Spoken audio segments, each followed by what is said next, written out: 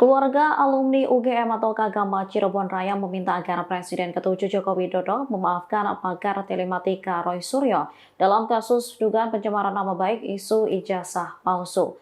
Terkait permintaan itu, Jokowi memberikan responnya. Ketua Agama Cirebon Raya Heru Subagia mengaku permintaan ini disampaikan saat pihaknya mendatangi Jokowi di Solo, Jawa Tengah pada Kamis 15 Mei 2025. Ada 3 poin utama yang disampaikan dalam audiensi itu. Dalam pertemuan itu, Heru mengakui pihaknya sempat berupaya mediasi dengan Jokowi atas pelaporan terhadap Roy Suryo CS.